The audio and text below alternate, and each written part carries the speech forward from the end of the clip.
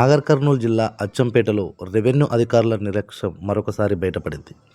అచ్చంపేట నియోజకవర్గంలోని గణపురం గ్రామానికి చెందిన బొడ్డుపల్లి మల్లేష్ రేషన్ షాప్ దగ్గరికి బియ్యం తీసుకోవడానికి వెళ్ళగా అక్కడ రేషన్ డీలర్ మీ రేషన్ కార్డు రద్దయిందని తెలిపారు. ఎందుకు అని ప్రశ్నించగా వెళ్లి మండలాఫీస్లో తెలుసుకోవాలని కోరారు. ఆయన అక్కడికి వెళ్లి మీ సేవలో సంప్రదించగా మీ కూతురికి ఆర్టీసీ ఉద్యోగం ఉందని తెలిపారు.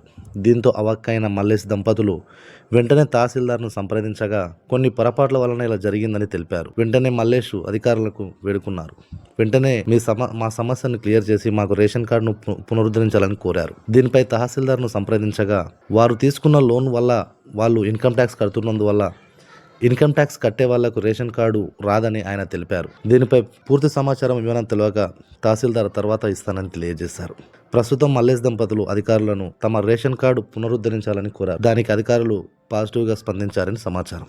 లడ్బీ ఉన్నప్పుడు లేదు కానీ ఇప్పుడు తీసేసారు. మాకు అది కోపం వస్తుంది. ఆయన ఎంఆర్ఓ కూడా రుబాబుగా మాట్లాడుతున్నట్ట. ఎందుకు మరి ఆయన రుబాబు మాకేమైనా ఇస్తుండే? నేను ఇంట్లోకి వెళ్ళి తీసి రేషన్ కార్డు బియ్యం కూడా మాకు పంపుతుండే. ఆయన అంత రుబాబు మాట్లాడద్దు కదా క్యాండిడేట్ పైన.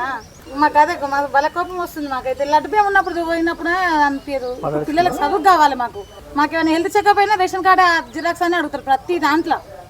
ఇంకా అదే లేకపోతే ఇంక మేము ఎందుకు ఉద్యోగం ఇచ్చినా మేమన్నా పోయి చేసుకుంటాం. మా పిల్లల్ని ఇంట్లో కూర్చోబెట్టి మాకు తినని కన్నా అయితే బర్రె తెచ్చుకున్నాం. పాలు బర్రె పాలు అమ్ముకొని మేము తినాల్సి వచ్చింది. ఇల్లు ఉంటే ఇల్లు ఉందని అనుకుంటే అయిపోయినా నా ఇల్లు ఈఎంఐ కట్టకపోతే ఊరుకుంటాడు. ఆ బ్యాంకు వాడు గుంజుగా పోతాడు. 2 రోజులకే మా బయటకు దప్పుతాడు. ఆ జాబ్ మాకు ఇచ్చినా బాగున్నాను. నేనన్నా పోతా. నేను 10 పాస్ ఇంటర్ డిగ్రీ వరకు చేసిన నేనన్నా పోతా.